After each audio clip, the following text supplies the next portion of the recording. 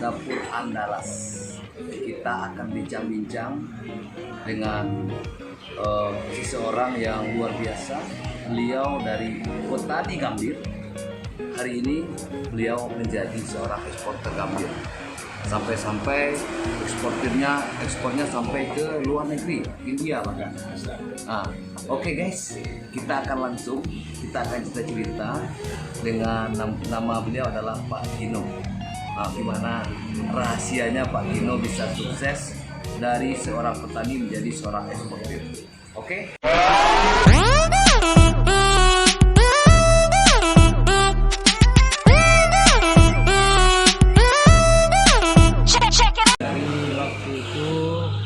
Ada bisnis. Sebelum bisnis gambir, saya palu gada lah bisnis saya.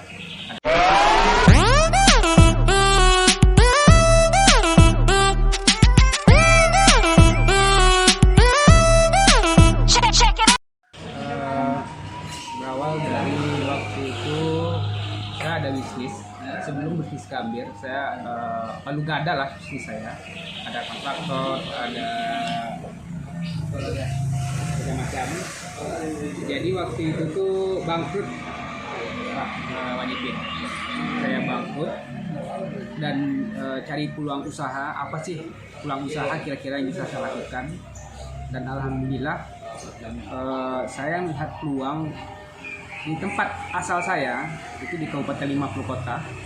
Saya tinggal di Kecamatan Kapur 9 namanya. Itu sekitar tahun berapa Bang Gino? Tahun 2016. 16 ya? 2016.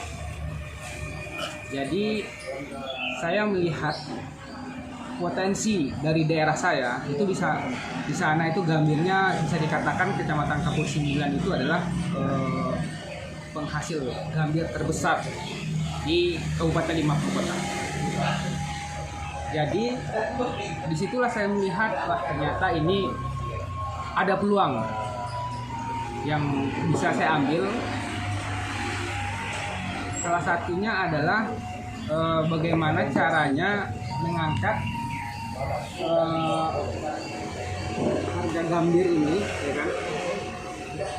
Yang awalnya itu biasa-biasa saja, yang awalnya itu bisa dikatakan ya jauh beda dengan kesejahteraan masyarakatnya, karena perlu kita ketahui gambir ini ada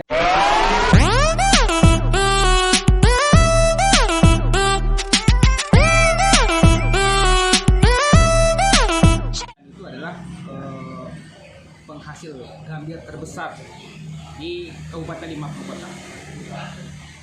Jadi disitulah saya melihat, wah ternyata ini ada peluang yang bisa saya ambil. Salah satunya adalah bagaimana caranya mengangkat harga gambir ini, ya kan?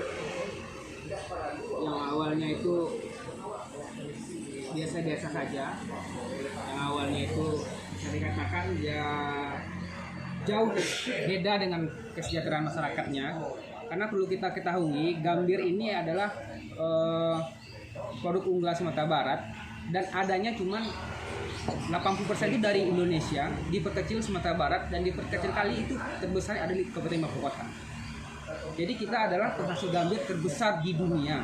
Tetapi kita bandingkan dengan kesejahteraan masyarakatnya itu jauh berbeda. Nah disitulah awalnya bagaimana secara saya bisa istilahnya itu membantu juga masyarakat, dan saya juga bisa berbisnis di gambir.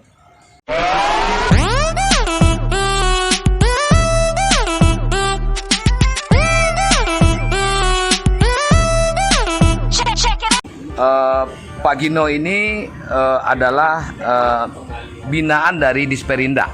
Kebetulan juga ada Pak Asben Henry.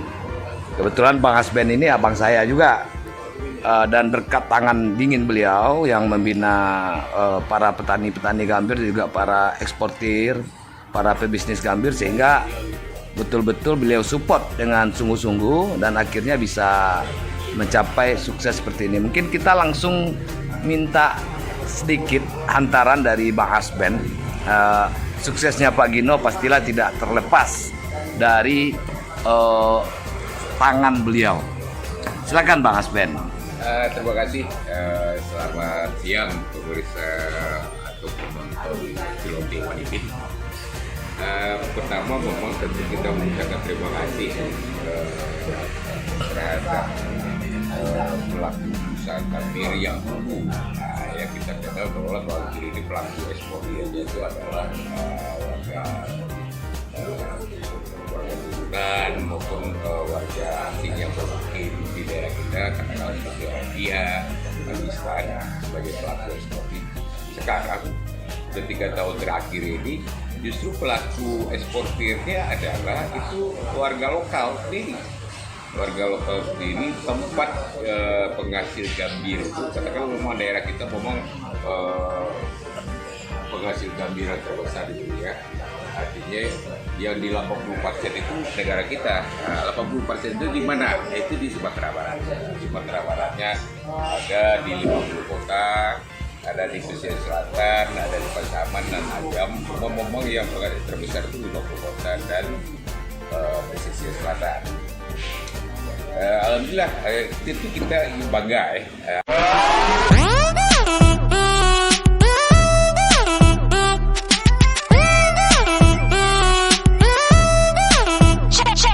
Ketika tahun terakhir ini justru pelaku eksportirnya adalah itu warga lokal sendiri.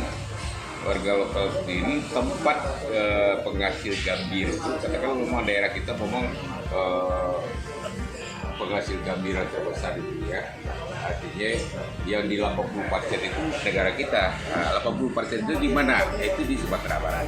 Sumatera Baratnya ada di 50 kota, ada di pesisir selatan, ada di Pasaman dan Agam. Ngomong-ngomong yang terbesar itu 50 kota dan pesisir selatan. Alhamdulillah, itu kita bangga adanya putra asli daerah yang konon memang dari 3 tahun yang lalu seorang ibu datang ke kantor saya mengeluhkan harga gambir itu sangat rendah. Dia dengan semangat yang tinggi dalam rangka membela sesama, katakanlah sesama petani gambir, dia ingin menurunkan harga gambir ini. Apa dulu, kalau bisa lo maju jadi ekspor Pak. Maka sambil berjalan kita mendampingi beliau. Dalam arti dia sudah jalan, kita pendampingi dalam arti bagaimana memasarkannya. Arti itu mencari peluang buyer yang bisa.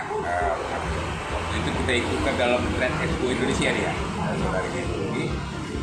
Alhamdulillah dia sukses. Pada acara T itu dia ketemu dengan buyer ya.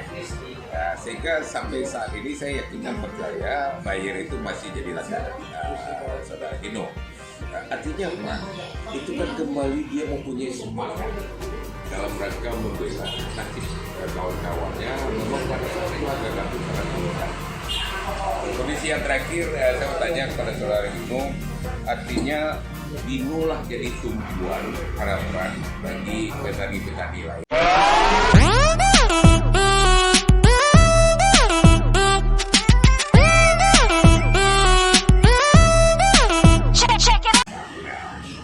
Contoh dari Gino maupun Sabrigo sendiri sama-sama petani dia gitu. Nah, kita tentu ingin ada muncul Gino dan Sabrigo berikutnya. Nah, karena memang gambir ini itu turunannya sangat besar sekali, banyak turunannya. Dulu memang pernah ada, tapi kita maunya artinya dulu kita akan ditetapkan.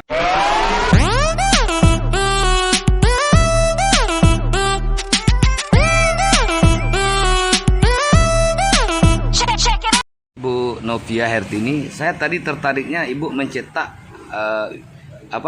entrepreneur milenial. Ya, itu dari Lean and Make antara Induka dengan SMK.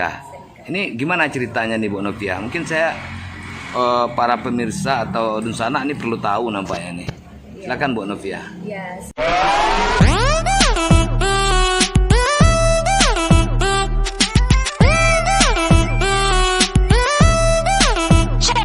Sebenarnya ini proses berawal dari saya sebagai alumni dan juga saya sebagai ketua alumni SMK Negeri 13 yang mana di sana itu ada jurusan pariwisata. Ya. Pariwisata itu tergabung, salah satu jurusannya adalah tata busana.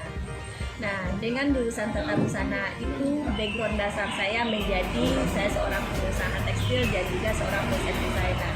Dengan panggilan jiwa tadilah saya merasakan anak-anak yang menempuh pendidikan di sekolah menengah kejuruan, mereka itu benar-benar merasakan real industrinya, ada kelas industrinya. Karena apa? Pengalaman saya waktu sekolah karena tidak ada kelas industri sehingga harus mencari trik-trik untuk bisa menjadi seorang entrepreneur. Nah, sekarang kami dari pihak Induka yang sudah bekerja sama dengan 19 SMK di Sumatera Barat, kami mengharapkan untuk menciptakan entrepreneur muda itu di sekolah menengah kejuruan itu memang harus ada kelas industrinya. Itu sesuai dengan program kerja dari Kemendikbud RI. Nah, sehingga dengan adanya industri mereka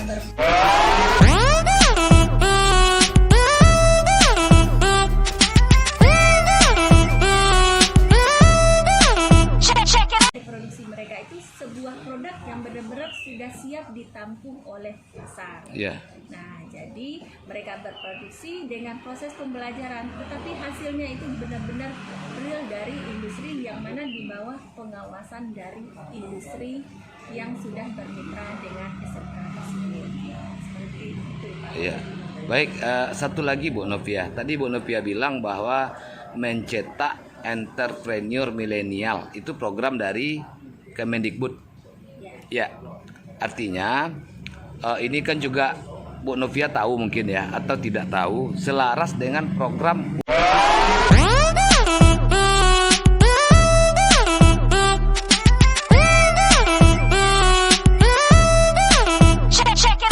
diterjemahkan di dalam dunia percetakan, yang mana itu ada zat penambahannya dari ini juga dari tumbuh-tumbuhan juga.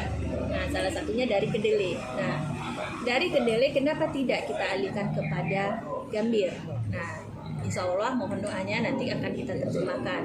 Dan satu lagi yang sesuai dengan bidang saya yaitu tekstil. Nah, kami di sini juga sudah bekerja sama dengan Balai Besar Pusat Penjaminan Mutu Pendidikan Vokasi, Bisnis dan Pariwisata, Kementerian Pendidikan dan Kebudayaan Republik Indonesia, yang mana link and match antara kegiatan di sekolah menengah kejuruan itu adanya industri, real industri.